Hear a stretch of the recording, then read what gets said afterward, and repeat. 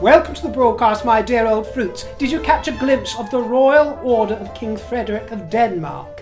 It was glimpsed for the very first time on the bosom of the gracious Queen Mary, who is bejewelled here also with the Danish emerald parure. Gorgeous, isn't it? Twinkly, twinkly, adornments to the crown, earlobes and throat she was wearing. I do believe there is also a brooch as part of that set that I don't think she wore here. But full of joy, isn't it? Full of joy, this royal order. I've done many broadcasts in the past covering royal orders, so I'm not going to go into it now. But we have no word on the royal order for King Charles as it stands. We're all anxious to see what colour it's going to be picked out. I have this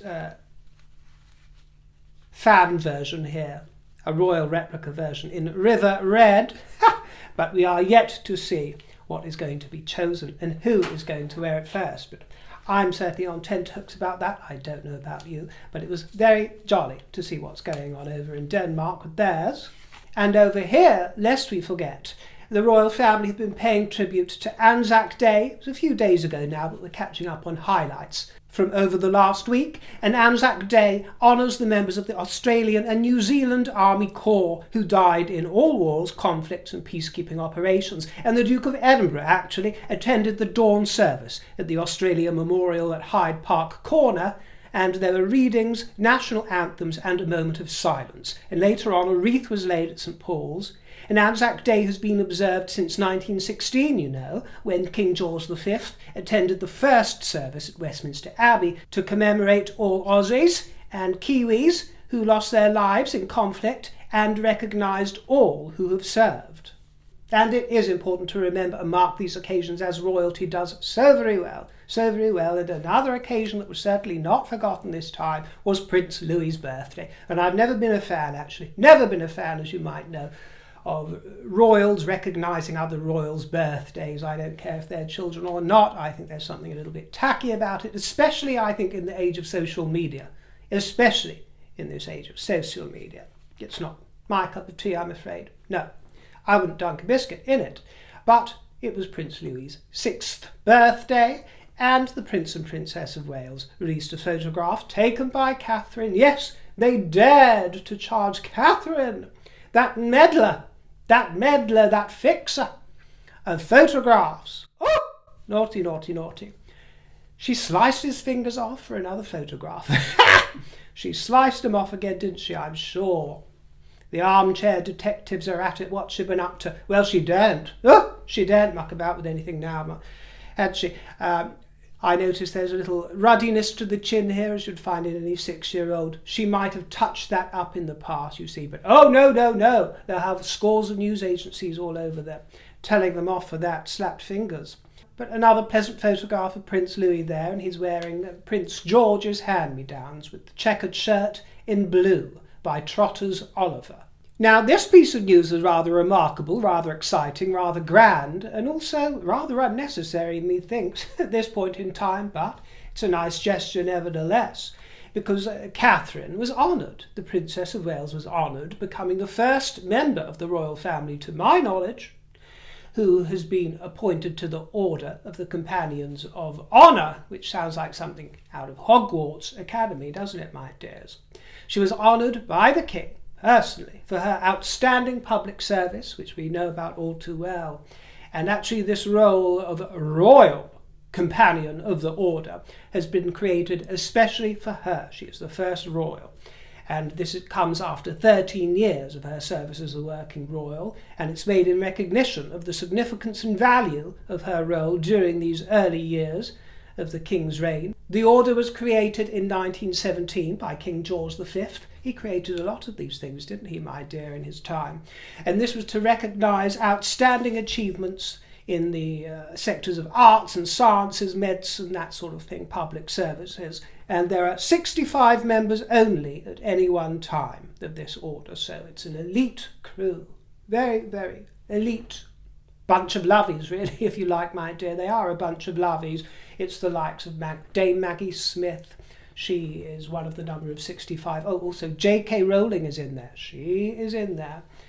Our dear recent heroine of the story, J.K. Rowling. Also Sir Elton John, Sir Paul McCartney, And in times gone by, Winston Churchill was a member, as was Stephen Hawking.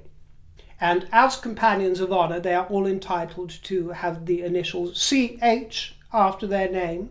And the motto for the order is "In action faithful and in honour clear." Well, that seems like a riposte to the world's press, doesn't it, from His Majesty, as if to say, you might drag her name through the mud.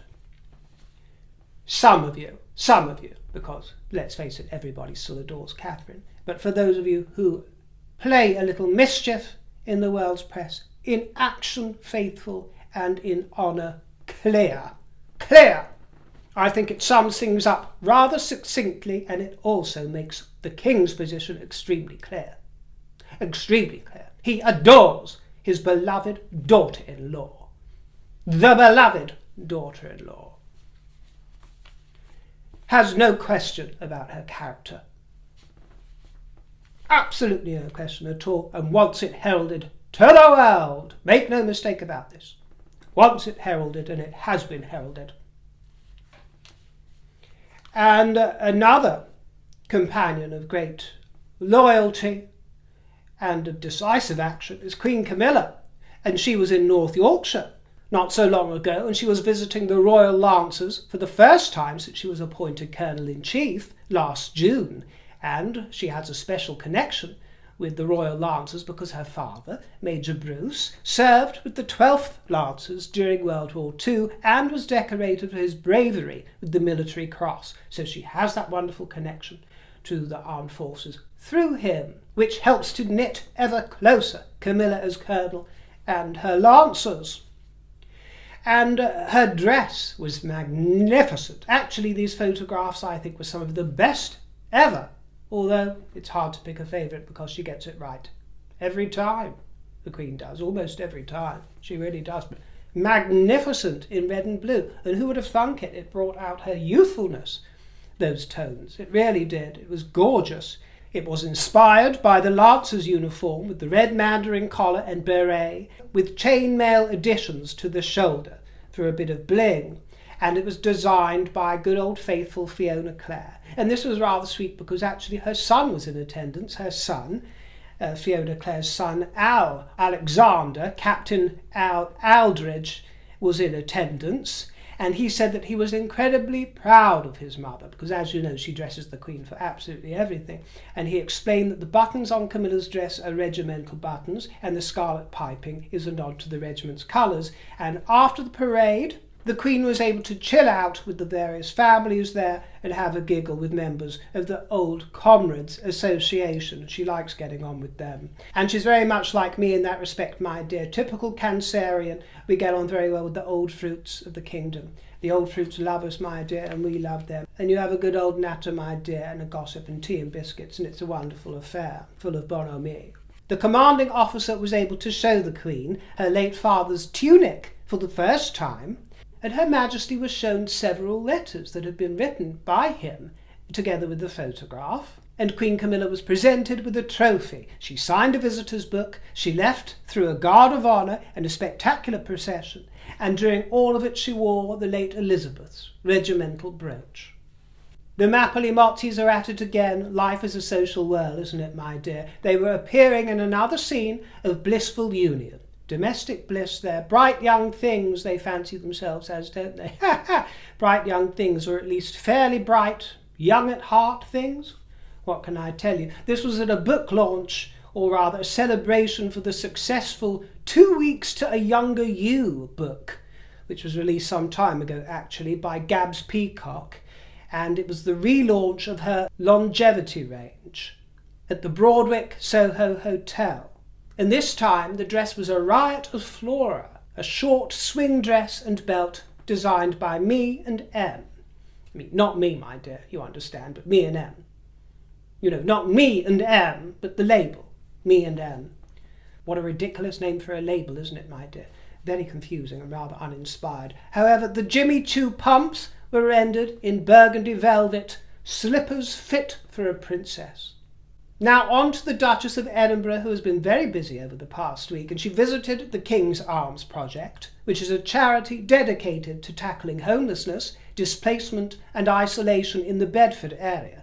And during her visit, Her Royal Highness joined an English language class to find out how immigrant and refugee women are gaining independence through learning the language they need for everyday conversations and interactions. And she was in her Gabriella Hurst Seymour dress in oatmeal and swathed in camel Max Mara. To the trotters, she wore Rosalia pumps by Jimmy Choo. Quite a few of the royals have been wearing Jimmy Choo quite a bit lately, so chew on that. And the bag, rendered in cognac, was the Hasburg Money Penny. That's a wonderful sounding colourway, isn't it, my dear? Cognac. In cognac leather. It reminds me of the word cologne. Cologne. And I bring it to your attention because it's possibly the sexiest word in the English language for me when considering a gentleman and the charms of a gentleman. Or any kind of man, to be honest with you, my dear. Cologne. Just the thought of it, the whiff of it, the sound of it. Cologne. Yeah, I think it's very sexy, my dear. Cologne. I'll drown off into an ocean of words, my dear, but cologne and cognac. What could be nicer, my dear? To be in the embrace of such aromatic experiences. Wonderful.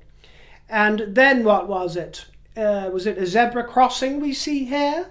No, my dear, it's our Duchess crossing, our Duchess Sophie. She's at it again, and this time it was at the Orbis Visionaries reception. Is that Orbis or Orbies or Orbi?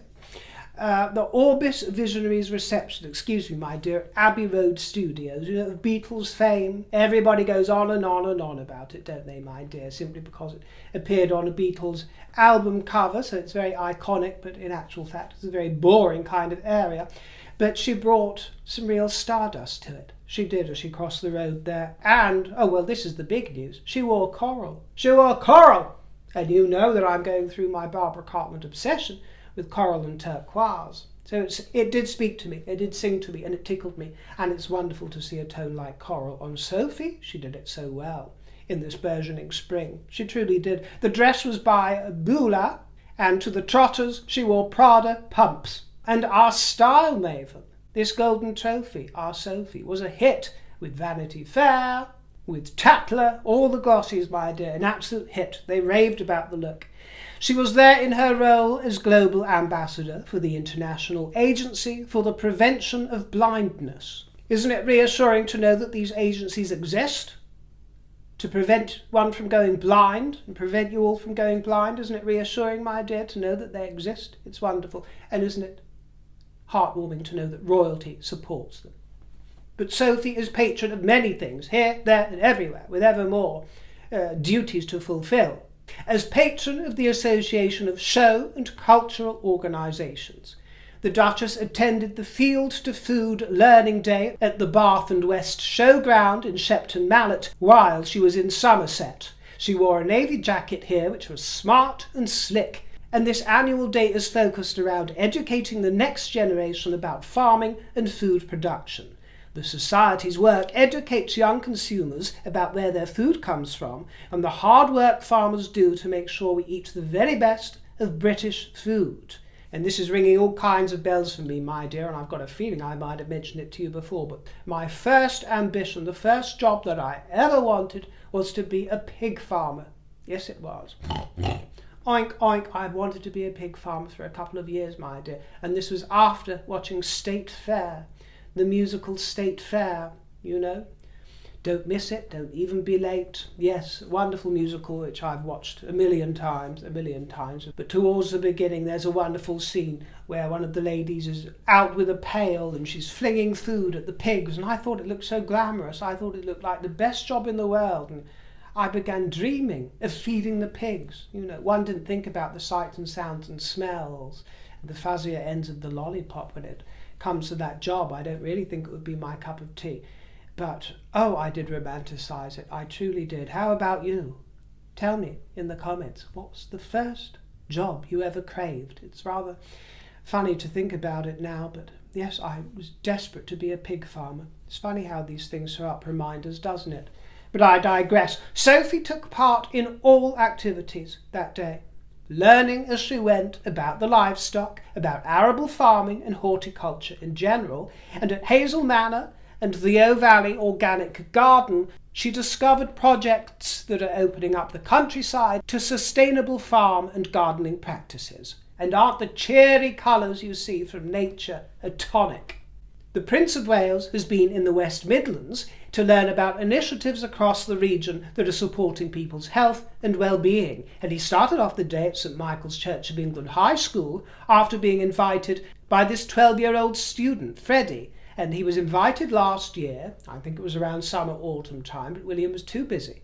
He was too busy to accept the invitation, but he surprised them this week with a visit, all these months later, because he remembered his invitation.